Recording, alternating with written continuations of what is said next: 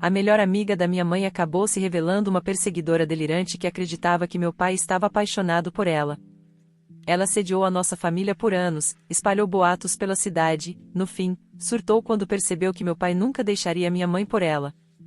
Tenho 22 anos, e toda essa situação começou anos atrás, mas só recentemente percebi a extensão do problema.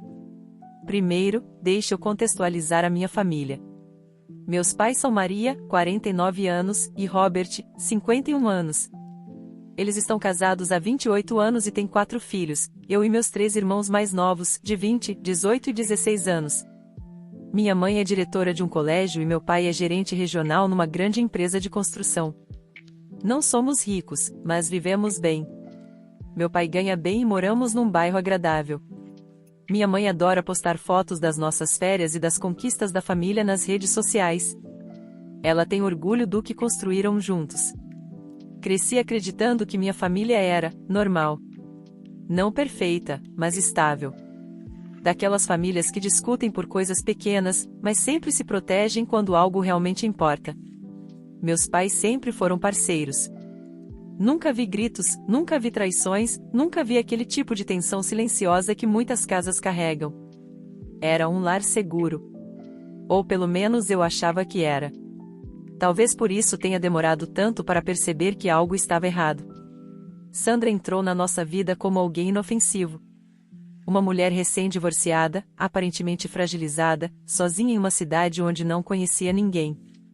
Minha mãe a conheceu por causa do trabalho, e rapidamente se compadeceu da história dela. Sempre foi assim, minha mãe sente a dor dos outros como se fosse dela. No começo, Sandra era apenas a amiga da mamãe. Presente em aniversários, almoços de domingo, churrascos ocasionais. Ela ria muito, elogiava tudo e parecia grata por estar incluída.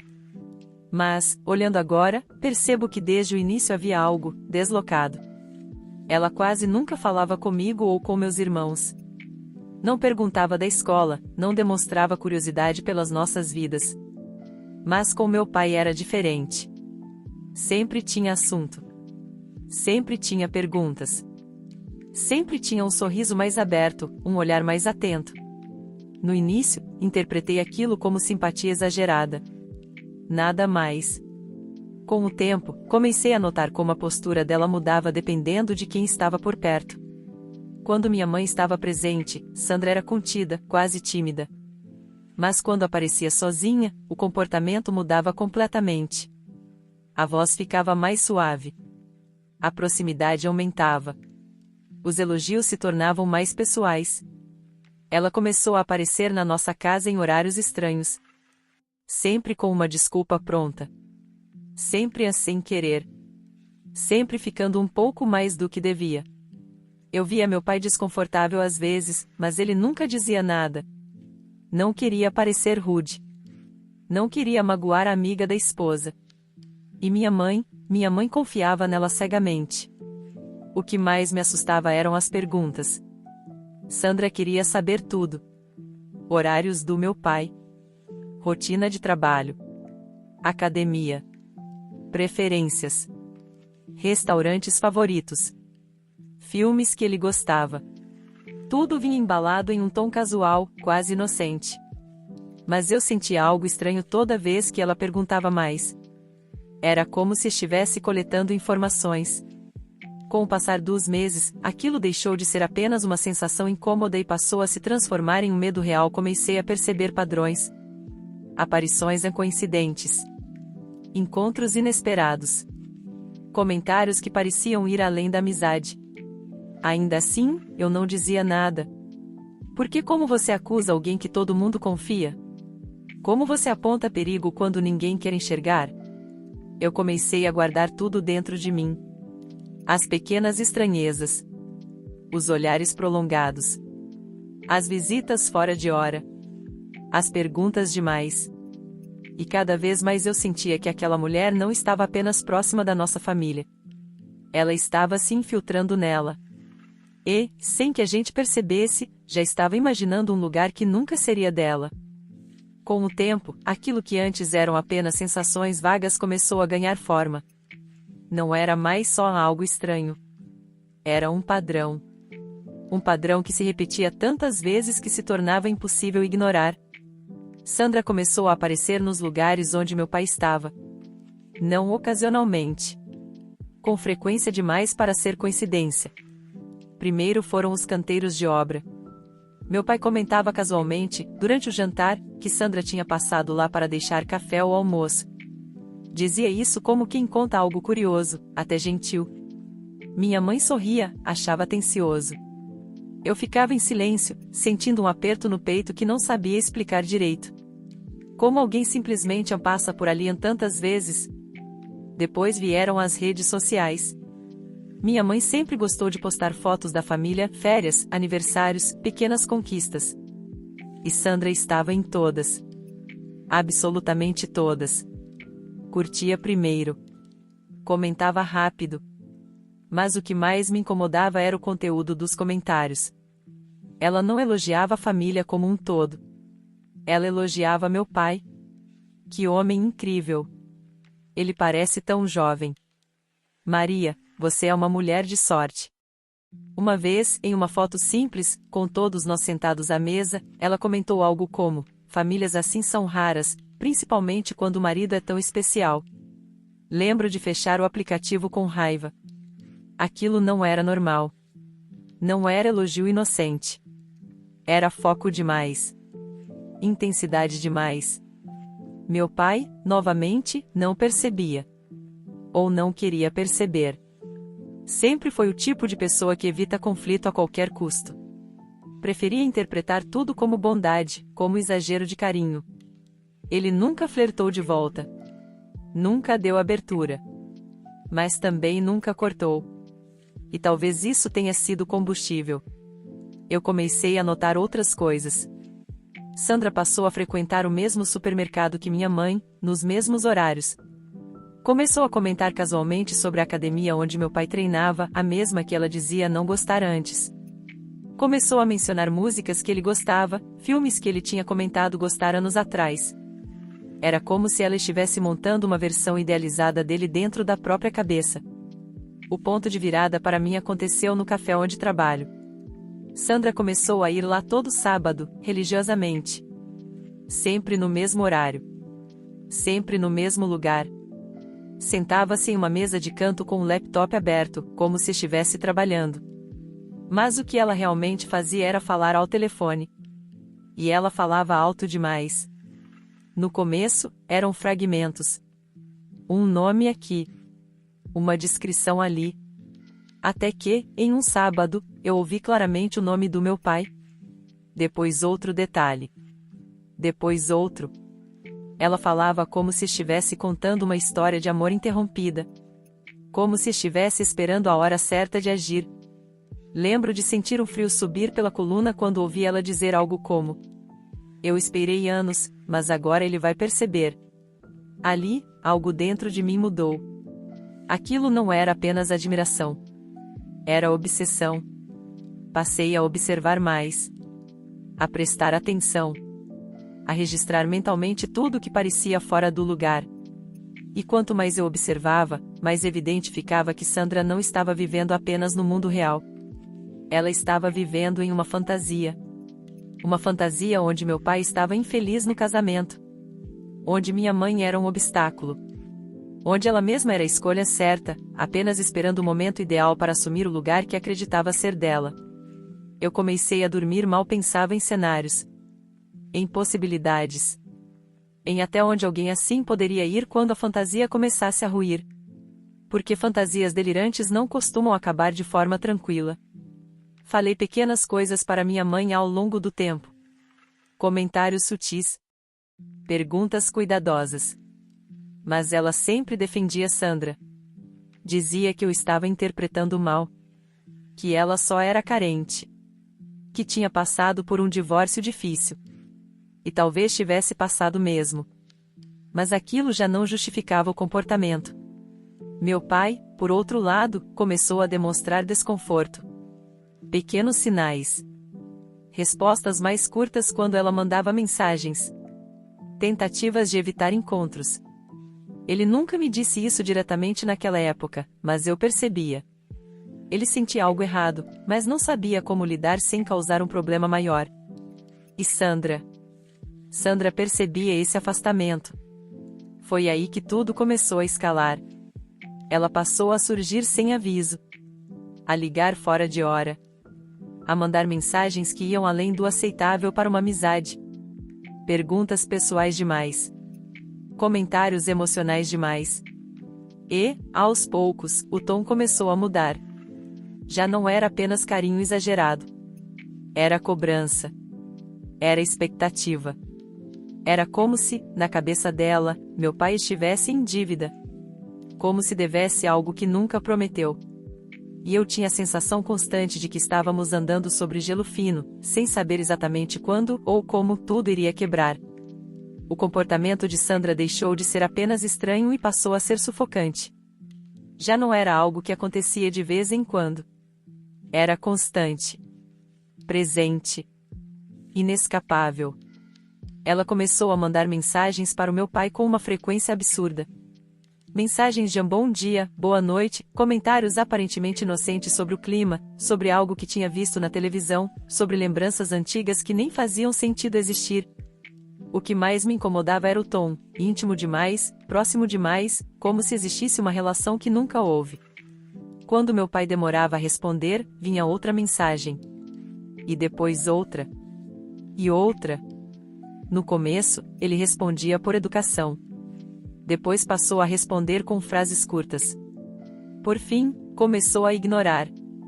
E foi aí que o clima mudou. Sandra começou a aparecer com mais frequência na nossa casa. Sempre com algo nas mãos, comida, um presente, uma desculpa qualquer. Dizia que estava preocupada, que sentia falta da família, que precisava conversar. Meu pai ficava visivelmente desconfortável, mas não queria criar uma situação. Ele sempre dizia, ela é amiga da sua mãe. Foi em uma dessas visitas que eu percebi o quanto aquilo já tinha passado dos limites. Minha mãe estava fora da cidade em um congresso. Eu trabalhava naquele dia, e meus irmãos estavam em casa com meu pai. Recebi uma mensagem do meu irmão mais novo dizendo que Sandra tinha chegado sem avisar. Disse que ela estava sentada muito perto do meu pai no sofá, tocando o braço dele, rindo alto demais. Meu estômago revirou. Quando cheguei em casa, Sandra ainda estava lá. Estava na cozinha, lavando a louça como se fosse dona da casa. Usava um avental da minha mãe. Quando me viu, pareceu se dar conta do que estava fazendo e tirou rapidamente, como se tivesse sido pega no flagra. Meu pai parecia aliviado com a minha chegada. Estava tenso. Evitava olhar diretamente para ela. Sandra, por outro lado, agia como se tudo fosse absolutamente normal. Ria, falava alto, comentava como tinha sido bom cuidar da casa enquanto minha mãe estava fora. Quando finalmente foi embora, deu um abraço demorado no meu pai e disse que ele podia ligar se precisasse de qualquer coisa. Qualquer coisa. Depois que ela saiu, o silêncio tomou conta da casa.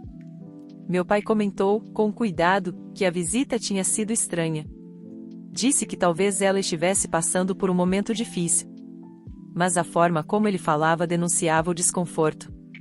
Foi naquela noite que decidi que não podia mais ignorar aquilo. Liguei para minha prima Lisa, que trabalha no setor administrativo de uma faculdade comunitária. Contei tudo. E foi aí que descobri que havia muito mais acontecendo do que eu imaginava. Lisa me contou que Sandra vinha usando os computadores da faculdade para pesquisar sobre a empresa do meu pai. Tinha pedido informações ao setor de recursos humanos, alegando interesse profissional, mas não sabia responder perguntas básicas quando pediram detalhes. Mais do que isso, Lisa tinha visto Sandra acessando perfis pessoais, tentando descobrir dados financeiros, imóveis, rotinas. Aquilo me deixou em choque. Passei a documentar tudo. Fotos do carro dela estacionado perto dos canteiros de obra do meu pai. Capturas de tela dos comentários obsessivos nas redes sociais. Registros de datas, horários, aparições. Quanto mais eu juntava provas, mais claro ficava que Sandra não estava apenas apaixonada. Ela estava construindo uma narrativa própria, onde meu pai era uma espécie de prêmio que ela tinha direito de conquistar. E fantasias assim não toleram rejeição. Pouco tempo depois, Lisa me ligou novamente, com a voz tensa. Disse que Sandra tinha usado os computadores para pesquisar advogados de divórcio na região. Tinha procurado informações sobre renda, propriedades e até possíveis acordos. Como se estivesse se preparando para um futuro que só existia na cabeça dela. Mas o que realmente me gelou foi outra coisa. Sandra vinha dizendo a colegas que estava em um relacionamento com um homem casado. Um homem que estava prestes a deixar a esposa. Ela descrevia esse homem com detalhes que batiam perfeitamente com o meu pai. Dizia, com convicção, que em breve seria madrasta de 4 filhos. Quando ouvi isso, senti medo de verdade. Porque naquele momento ficou claro, para Sandra, aquilo já não era imaginação. Era a realidade. E quando a realidade não corresponde à fantasia, alguém sempre se machuca. Eu passei dias com aquilo martelando na minha cabeça.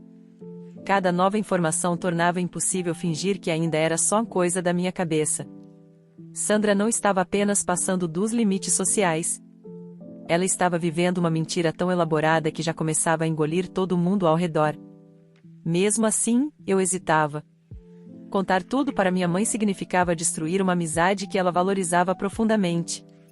Significava trazer medo para dentro de casa. E, no fundo, eu ainda tinha aquela dúvida cruel: e se eu estiver exagerando? Mas então algo mudou. Meu pai começou a se fechar. Ele não falava abertamente, mas eu via o peso nos ombros dele. O celular vibrava, ele olhava, suspirava e colocava de lado. Às vezes saía do cômodo para responder mensagens curtas, visivelmente desconfortável. Não era o comportamento de alguém que estava sendo cortejado, era o comportamento de alguém que se sentia encurralado. Foi isso que me deu coragem. Esperei um dia em que minha mãe estava no trabalho e meus irmãos na escola. Sentei com meu pai à mesa da cozinha, aquele mesmo lugar onde sempre resolvemos assuntos difíceis da família. Minhas mãos tremiam enquanto eu mostrava tudo: prints, anotações, relatos da Lisa, comentários obsessivos, horários, coincidências impossíveis de ignorar. Ele ficou em silêncio por um longo tempo. Quando finalmente falou, a voz estava baixa. Disse que vinha sentindo algo errado há meses, mas não queria alarmar minha mãe. Contou que Sandra mandava mensagens constantes, chamando-o por apelidos íntimos que só minha mãe usava. Que às vezes chorava dizendo que se sentia sozinha, que pensava nele o tempo todo. Que havia pedido carona certa vez e, durante o trajeto, falou como se existisse algo não dito entre eles. Meu pai disse algo que nunca vou esquecer. Eu me senti responsável por não machucar ninguém, e acabei permitindo coisas que nunca deveriam ter acontecido. Decidimos contar tudo para minha mãe juntos. Ligamos para ela no trabalho e pedimos que voltasse para casa. Quando ela chegou, cansada e sem imaginar o que estava prestes a ouvir, sentamos os 3. Foi uma das conversas mais difíceis da minha vida.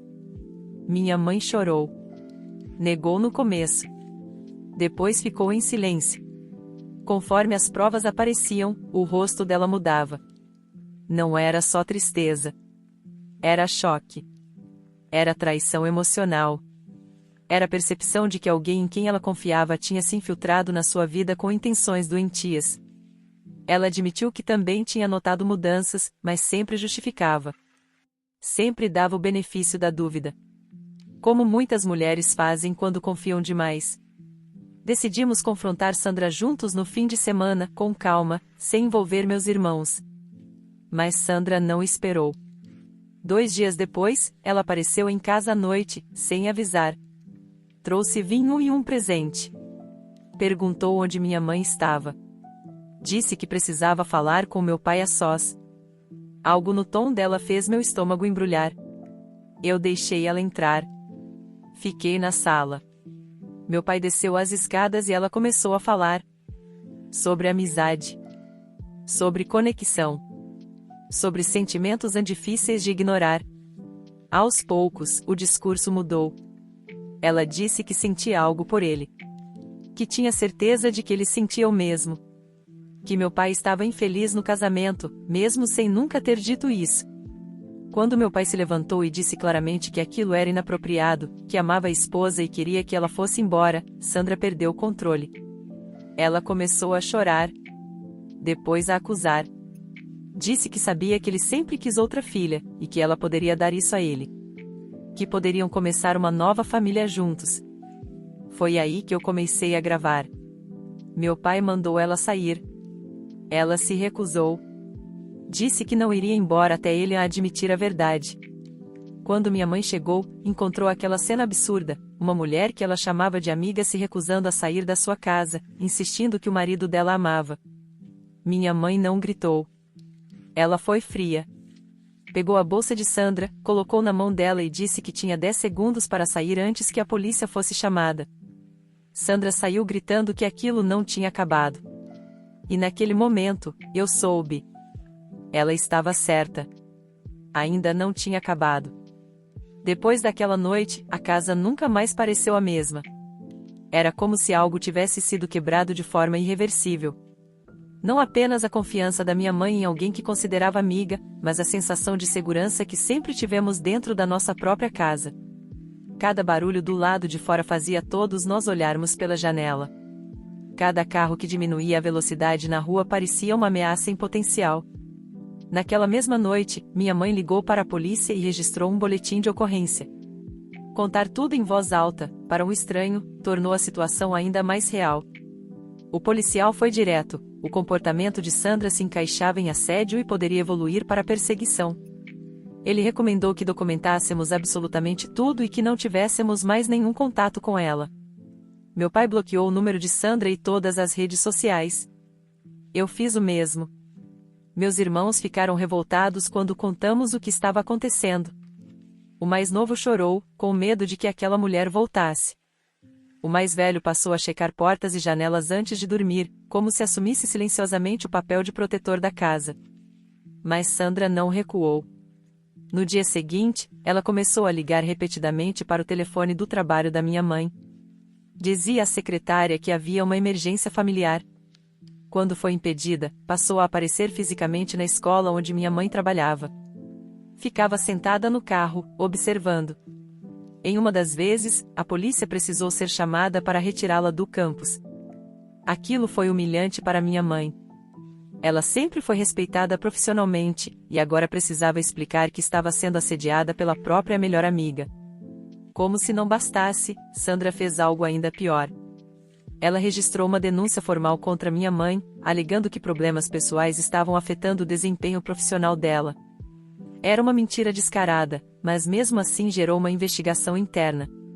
Minha mãe teve que reviver tudo, mostrar o boletim de ocorrência, a gravação que eu fiz naquela noite, provar que estava sendo perseguida. Ver minha mãe, uma mulher forte, sentada à mesa da sala com os olhos vermelhos de cansaço e humilhação, foi algo que eu nunca vou esquecer. Enquanto isso, Sandra começou a aparecer nos canteiros de obra do meu pai. Colegas dele passaram a notar e a se preocupar. Alguns começaram a tirar fotos do carro dela estacionado por perto, como prova.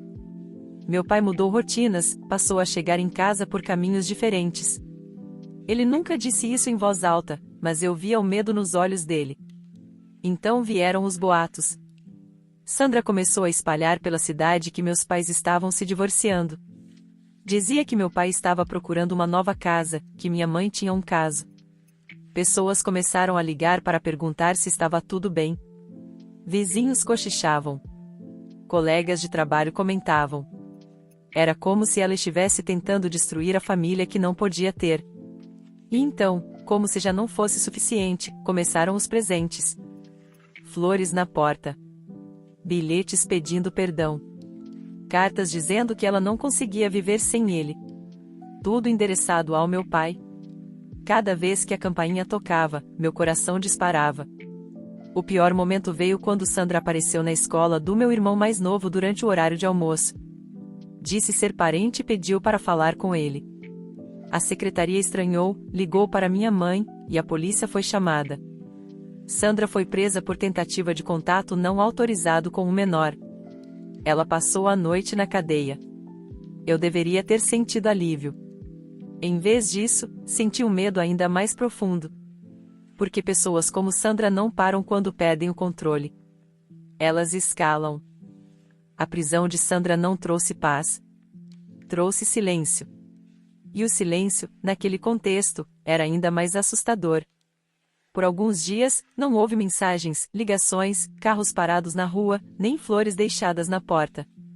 A ausência repentina dela criou uma falsa sensação de segurança, como se o pesadelo tivesse finalmente acabado. Mas ninguém na minha família acreditava de verdade nisso. A obsessão de Sandra não era impulsiva. Era construída, planejada, alimentada por anos de fantasia. Descobrimos isso quando um investigador entrou em contato. Ele pediu para falar comigo e com meus pais. Disse que, durante a prisão, o celular de Sandra havia sido apreendido. O que encontraram ali mudou completamente a gravidade do caso. Ela mantinha uma pasta inteira dedicada ao meu pai. Fotos antigas, capturas de tela, horários, rotinas, prints de postagens da minha mãe, comentários apagados, vídeos feitos à distância. Havia imagens do nosso carro entrando na garagem, dos meus irmãos saindo para a escola, do meu pai chegando do trabalho. Ela tinha um mapa literal da nossa rotina. O investigador nos contou que Sandra escrevia textos longos, quase como um diário, descrevendo uma vida que nunca existiu. Falava de um casamento imaginário, de filhos que teria com meu pai, de como minha mãe era um obstáculo temporário. Em algumas anotações, ela mencionava a necessidade de forçar a verdade a aparecer. Essa frase me gelou. O policial foi direto: aquilo não era apenas assédio. Era perseguição com traços de delírio erotomaníaco. Um quadro psicológico onde a pessoa acredita, com convicção absoluta, que o outro está secretamente apaixonado por ela. Em outras palavras, Sandra realmente acreditava que meu pai a amava. Minha mãe entrou em colapso ao ouvir isso. Não de fraqueza, mas de exaustão. Chorou como alguém que finalmente entende que não existe conversa, pedido ou explicação capaz de resolver aquilo. Entramos imediatamente com um pedido de ordem de restrição.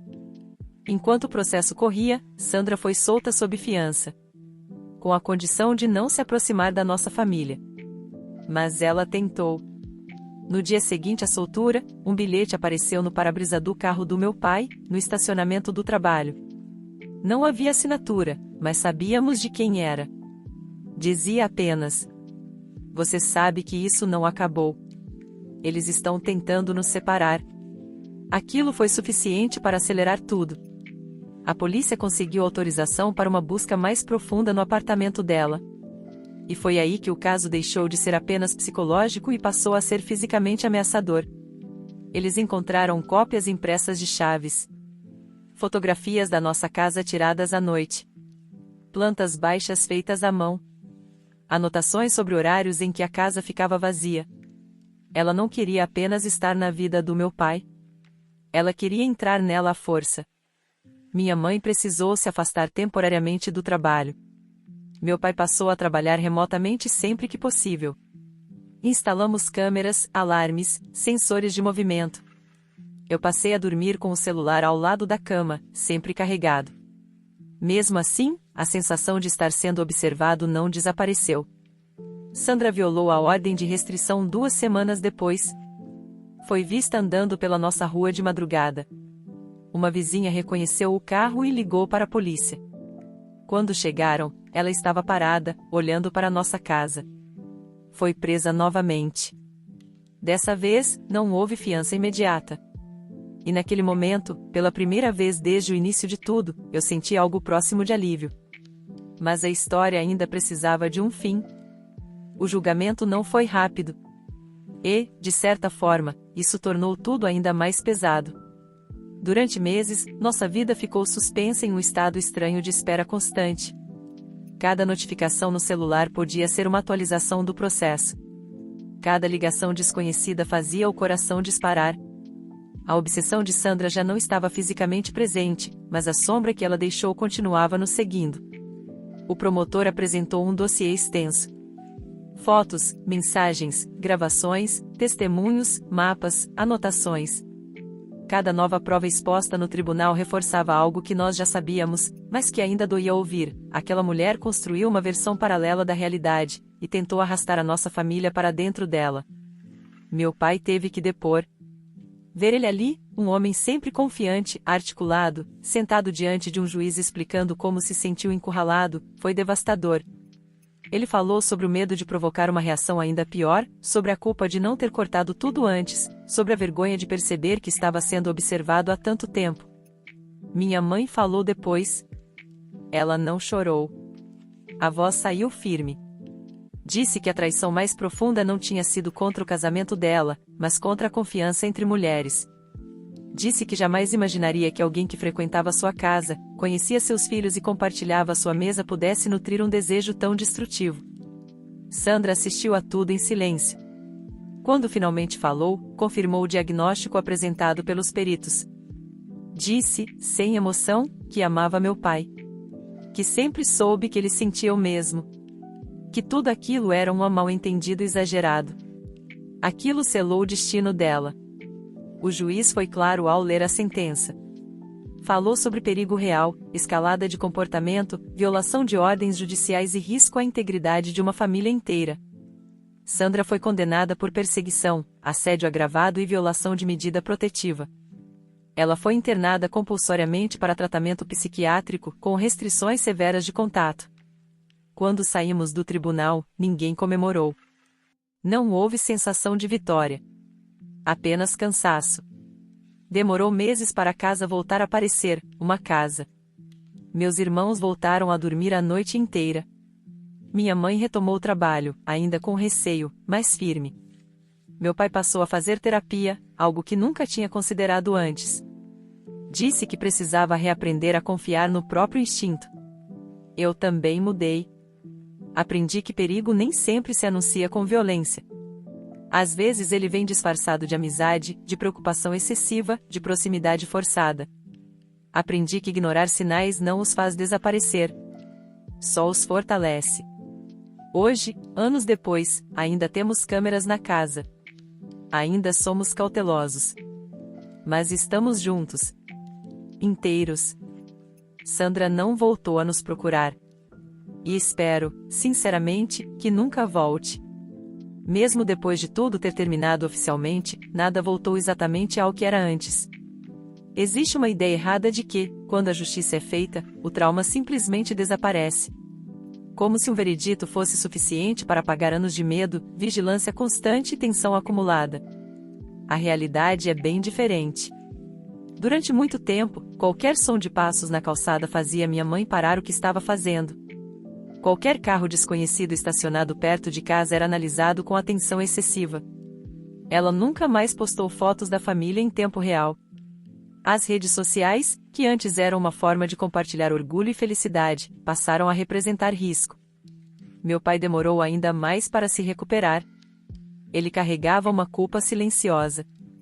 Não porque tivesse feito algo errado, mas porque sentia que sua tentativa de ser educado, de evitar conflitos, tinha aberto espaço para algo perigoso.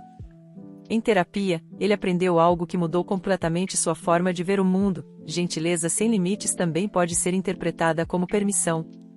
Essa frase ficou marcada em todos nós. Meus irmãos também foram afetados, cada um à sua maneira. O mais novo teve pesadelos por meses. Sonhava que alguém estava dentro da casa, observando. O de 18 anos ficou agressivo por um tempo, sempre em estado de alerta. O de 20 desenvolveu ansiedade social e passou a evitar lugares cheios. Eu, como mais velho, assumi uma postura que só percebi depois, a de vigilante constante. Eu analisava pessoas, intenções, comportamentos. Demorei a confiar em qualquer um que se aproximasse da minha família. O nome de Sandra raramente era mencionado, mas nunca esquecido. Sabíamos que ela continuava em tratamento. Recebíamos notificações esporádicas do sistema judicial confirmando que a ordem de restrição permanecia válida. Sempre que uma carta oficial chegava, o clima na casa mudava. Era como reviver tudo de novo, mesmo sem detalhes. Com o tempo, aprendemos a reconstruir. As câmeras continuaram. O alarme também. Mas, aos poucos, voltamos a rir alto na sala, a deixar as janelas abertas, a viver sem a sensação constante de ameaça iminente. A normalidade voltou, não como antes, mas como uma versão mais cautelosa, mais consciente. Hoje, quando olho para trás, percebo que o mais assustador de toda essa história não foi o surto final, nem a perseguição explícita. Foi o começo. Foi o fato de tudo ter nascido de algo aparentemente inofensivo. De uma amizade antiga. De alguém presente nas fotos de família. de alguém que conhecia nossos hábitos, nossas fragilidades, nossos horários. Se existe algo que aprendi, é isso. O perigo real raramente chega gritando. Ele se aproxima sorrindo. E se você que está ouvindo essa história sente que algo parecido acontece na sua vida, alguém que ignora limites, que cria intimidade inexistente, que distorce a realidade, não ignore. Não minimize. Não espere piorar. Nós esperamos. E quase pagamos um preço muito maior por isso. Obrigado para quem ouviu até aqui. Curta e se inscreva no canal para mais vídeos.